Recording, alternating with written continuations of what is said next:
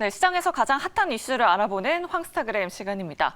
오늘 역시나 옐런 재무장관이 해시태그로 올라왔습니다. 사진으로 보시는 것처럼 전일 제닛 옐런 재무장관은 미국 은행연합회 연설을 통해서 금융위기가 없다라고 일축시켰습니다. 은행 위기가 더 악화될 경우에 예금에 대한 추가 보증을 제공할 준비가 돼 있다고 밝혔는데요. 필요하다면 더 많은 조치를 취하겠다고 발언하기도 했습니다. 이러한 발언 속에 간밤 미국 증시에서 은행주들이 급등하는 모습을 보여줬고요. 또 국내 증시도 오늘 안도 랠리로 1% 넘게 상승 마감해줬습니다. 최근 이런 불안한 시장 속에 금값, 또 비트코인, 유가의 움직임까지 변동성이 정말 큰 시장인 것 같은데요. 자, 이제 내일 아침이면 FOMC 결과 확인하실 수 있을 텐데요. 오늘 자세한 이야기 나눠보도록 하겠습니다. 자, 그럼 오늘의 주제 먼저 확인해보면서 황스타그램 지금 바로 시작하겠습니다.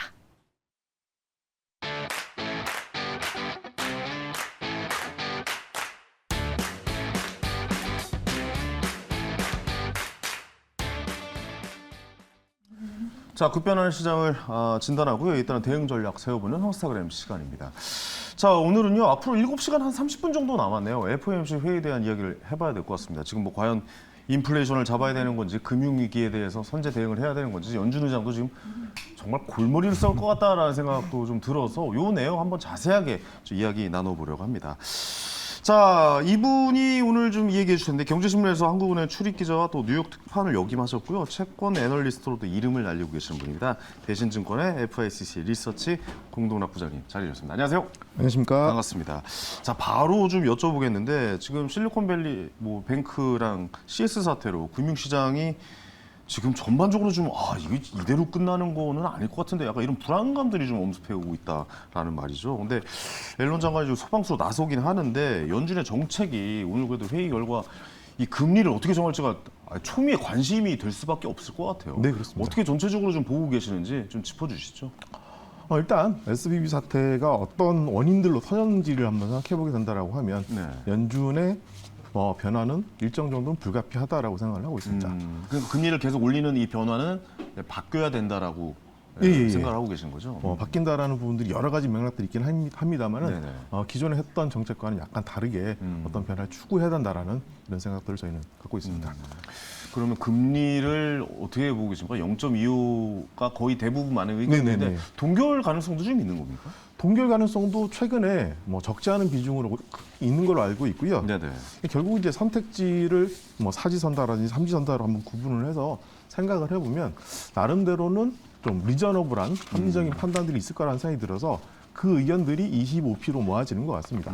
일단은 동결을 하거나 인하를 하게 된다라고 하면 네네. 이번 사태가 단순하게 일정 부분에서 끝나지 않고 전반적인 금융위기로 확전될 수 있다는 오히려 화를 키울 수 있다는 생각이 들거든요. 그렇죠. 그런 상태이기 때문에 동결이라든지 인하 쪽 옵션은 선택을 하지 않을 것 같고요.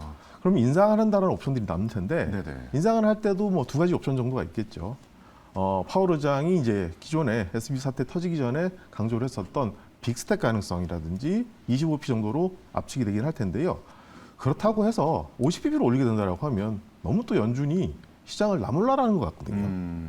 물가에 대해서 강조를 하고 물가를 잡아야 되겠다는 의지는 충분히 알긴 알겠는데 그렇다고 해서 사태가 이렇게 안 좋은데 금리를 강하게 올리게 된다고 하면 네네. 50bp는 너무 좀 부담스럽다라는 인식들이 있는 것 같고요.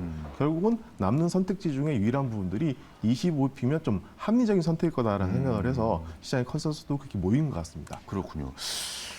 FOMC 회의 첫날에 은행 관련, 그러니까 지역은행주죠. 네네네. 갑자기 어제 급등을 한 걸 봤어요. 그래서 저 좀 의아했거든요. 이게 뭐지? 이게 왜 갑자기 급등을 하지? 뭐 이런 생각이 들었는데 미국 주식 움직임이 좀 제가 생각하는 예상의 그 방향대로 전혀 가고 있잖아요. 지금은 어떻게 가장 보십니까? 권하고 싶은 투자 경구는 예측하지 마라라는 말씀 좀 전해드리고 싶고요. 죄송합니다. 제가 예측을 하고 있었네요. 예. 그럴 수밖에 없는 부분들이 이제 코로나 위기가 터지고 난 이후에 글로벌 중앙은행들 연준을 비롯해서 돈을 많이 풀었다가 네. 작년부터 적극적으로 이제 금리를 올리는 과정들이지 않습니까? 그렇죠. 그러다 보니까 어느 지역 어떤 범주에 있어서 취약한 연결고리에서는 변화가 생길 거라는 우려들이 다들 있었습니다. 네. 그 변화를 하는 분들이 좋은 변화는 아닐 것 같은데 그런 변화에서 가장 직접적으로 타격을 받은 지역이 당연히 지역은행이라든지 SVB 사태에서도 확인할 수 있듯이 네. 이런 상황인 것 같고요. 그런 상황들이 있다 보니 자연스럽게 금융시장에서는 이쪽에 문제가 생길 수 있다는 우려들이 많이 커진 상태고 어떻게 보면 주가가 급등락을 보임으로 인해서 정책 당국, 헤드라든지 미국의 재무부 같은 이런 정책 당국이 위기를 어떻게 해결하느냐라는 부분들을 한번 시험을 해보는 이런 과정들 같아요. 지금 틀어막으려고 굉장히 좀 노력을 네, 하는 그렇습니다. 게 예, 예. 보이거든요. 네네. 근데 이게 틀어막다 막다 어느 또 다른 한쪽에서 터지는 거 아니야? 이런 불안감도 저는 좀 걱정이 많은 사람이라 좀 약간 좀 계속 긴장하고 있거든요. 네, 사실 그렇죠. 요즘에. 뭐 그런 점에 대해서 이런 시선에 대해서는 어떻게 좀 보고 계십니까? 당연히 저는 타당하다고 생각을 하고 있고요. 네네네. 뭐 당연히 그런 고민이라든지 걱정을 반영을 해서 통화 정책이라든지 다른 정책도 결정을 해야 된다고 생각하고 있습니다. 네네네. 지금 한마디로 얘기하면 금융 시스템에 대한 위기가 있을 거냐라고 질문을 하면 네. 대부분 사람들은 골머리를 많이 썰 겁니다. 있을 수도 있고 없을 거다 생각하긴 할 텐데 네네.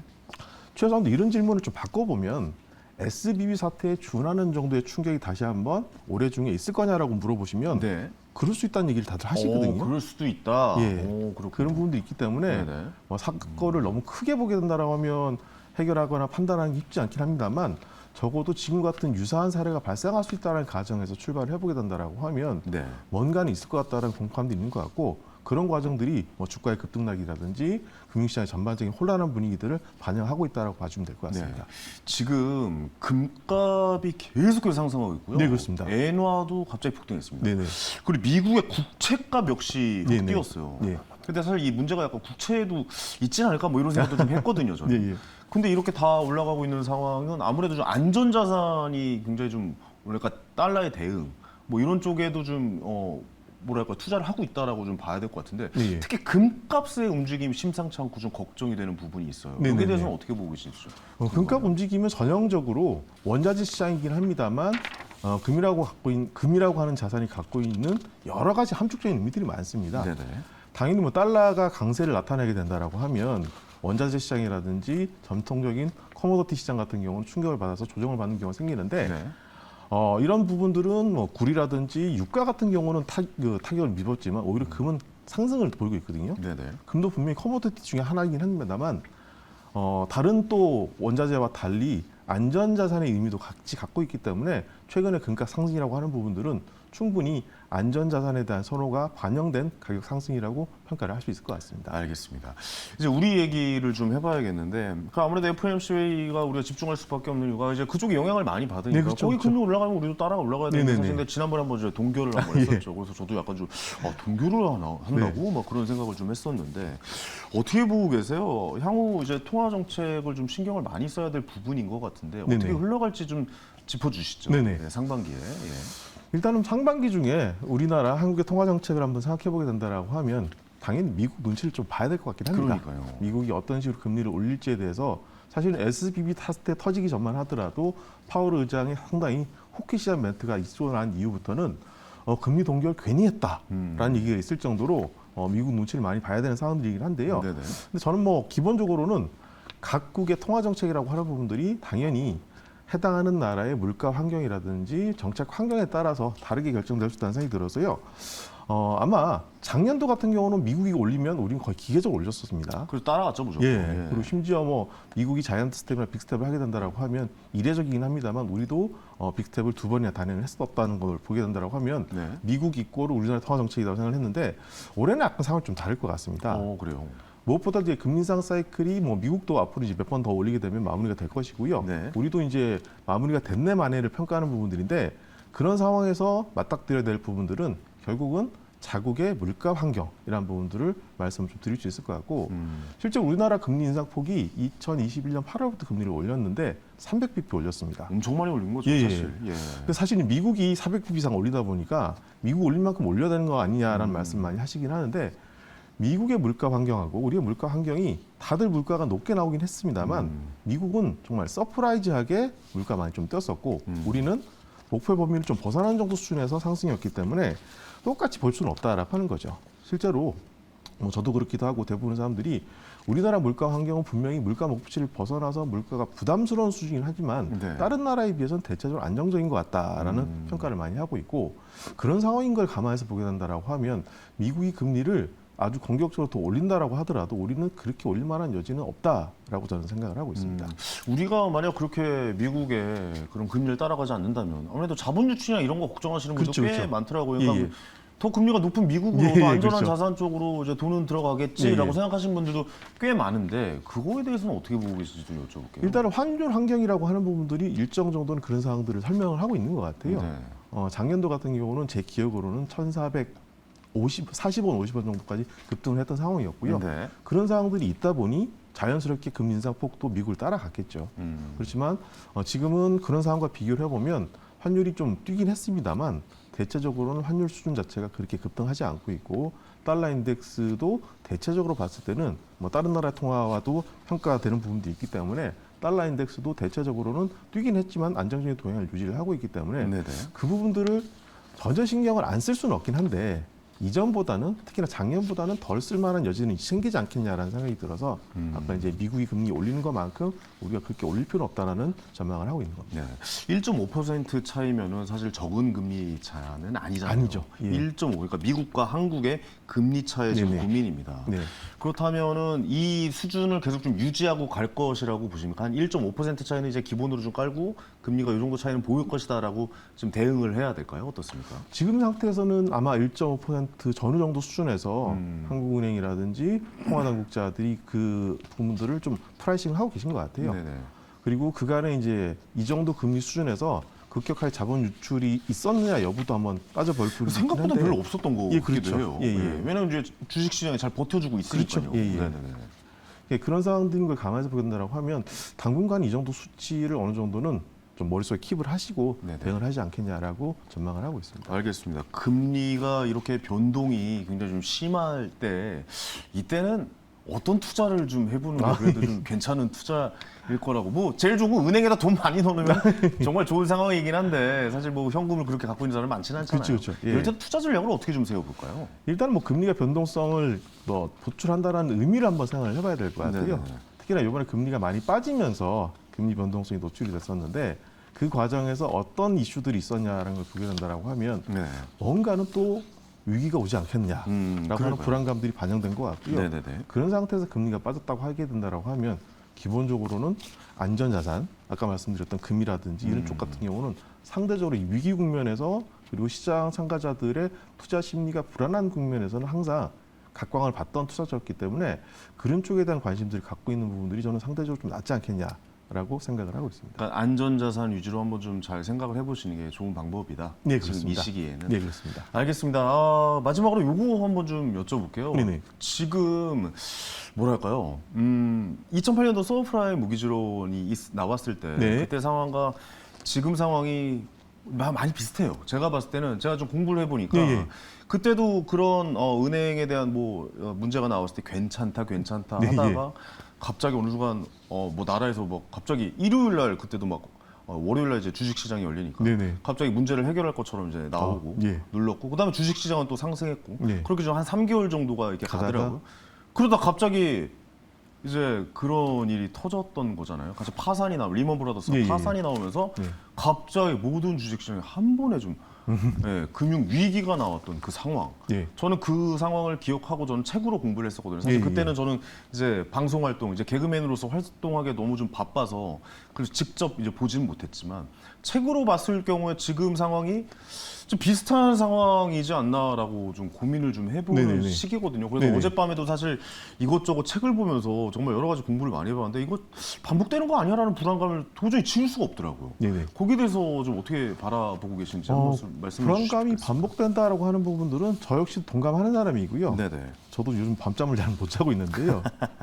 그 맨날 이제 금리 차트 보고 주가 차트 보고 있는 부분들이긴 한데 네. 아마 이제 그때 상황과 지금의 상황들의 공통점과 좀 차이점을 한번 고민을 해봐야 될 것 같아요. 공통점은 뭐고 차이점은 뭘까요? 일단은 위기 국면에서 보통 이제 금리를 올리는 국면에서 이제 위기가 발생했다라는 부분들. 네네, 그렇죠. 서프라임 위기도 어떻게 보면 2006년, 2007년에 금리를 많이 올리는 상황에서 위기가 발생했다라는 부분들에서는 원인은 비슷합니다. 비슷한 부분들인데 또 나름대로는 그때 상황과 지금이 좀 다를 수 있는 부분들은 정책 당국의 대응이 2008년이니까 뭐 긴 시간이긴 합니다만 정책 당국자들의 머릿속에 매뉴얼이 꽤 확실하게 박혀 있는 시간이라고 하는 거죠.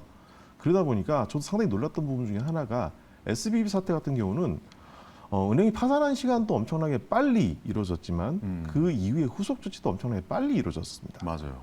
그러니까 거의 제 기억으로는 그 금요일 날 정도에 은행 파산이 끝나고 났는데 미국에서 주말에 각종 그 뉴스라든지 당국의 대응들이 쭉 이제 매뉴얼로 나왔었는데요. 네. 가장 파격적인 것 중에 하나는 가장 처음에 언급됐던 것 중에 하나가 예금자 보호 한도 내에 있는 사람들만 예금을 돌려주겠다고 얘기했었는데 불과 수시간 만에 모든 예금에 대해서 다 돌려주겠다고 얘기를 한 거거든요. 저도 좀 깜짝 놀랐어요. 예, 깜짝 놀랐죠. 예. 그러면 이렇게까지 방어를 한다고? 뭐 그래서 이런 거. 저도 많이 예. 놀랐고 아마 이 부분들은 추후에 논리적으로 상당히 문제가 있을 거라는 진단을 아. 하긴 할 겁니다. 그렇군요. 그렇지만 그 대응을 그렇게 빨리 했다는 부분들은 저는 상당히 높게 평가를 해야 된다는 판단들이고요. 왜냐 그러면 금융시장에서 가장 큰 문제는 시간이 가장 큰 문제지 그렇죠. 않습니까? 네. 공포감이 전이되고 다른 사람들한테 너도 문제가 생겼다라는 걸 인지시켜주는 부분들이 상당히 그렇죠. 큰 문제가 될 텐데 뱅크런이 일어나면 더 큰 사태로 그렇죠. 이제 예, 연결이 예. 될 수가 있으니까 워워워 해주는 거죠. 사실. 예. 그 부분들을 빨리 대응했다는 부분들 그리고 그 이후의 후속 조치들도 제가 생각할 때는 최근에는 문제가 빨리 터졌다는 부분들도 얘기를 많이 하는 이슈긴 합니다만 네네. 또 연준이 이렇게 빨리 움직일 수 있어? 그러니까요. 이렇게 한 평가도 많이 있어서 진짜 그렇게 해주면 하지?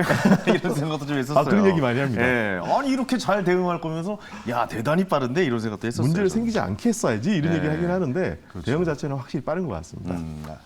알겠습니다. 경제 공부를 하면 할수록 좀 어려운 것 같습니다. 지금 이렇게 대응하고 금값이 이렇게 올라가고 야 다음에 어떤 흐름이 갈까? 그러니까 예상할 수 있는 범위 안에서 이런 결정을 내려서 이제 정책을 발표를 했는데 예상하지 못한 고리가 터지면 어떻게 할까? 뭐 이런 네, 저의 그렇죠. 이제 시뮬레이션도 예. 그리고 있고 어쨌든 많은 생각을 좀 하고 있습니다. 네. 오늘 저의 경제 공부에 또 도움을 많이 주셔서 다시 한번 감사의 말씀드리겠습니다. 다음에 또 한번 뵙겠습니다. 예, 네, 감사합니다. 고맙습니다. 네. 항상 좀 시간이 아쉽네요. 더 이야기 나누고 싶었는데 다음에 또 모셔서 이야기 나눠보도록 하겠습니다. 자 오늘 당첨자 밑으로 나가고 있죠. 이분들께 제 책과 콘서트 티켓 또 다음 분 있죠. 콘서트 티켓 보내주시고 이분에는 콘서트 티켓을 보내드리도록 하겠습니다. 자 황사그램 오늘 또 시간 여기까지고요. 저는 내일 저녁 7시에 생방송으로 여러분을 찾아뵙겠습니다. 황현이었습니다. 감사합니다.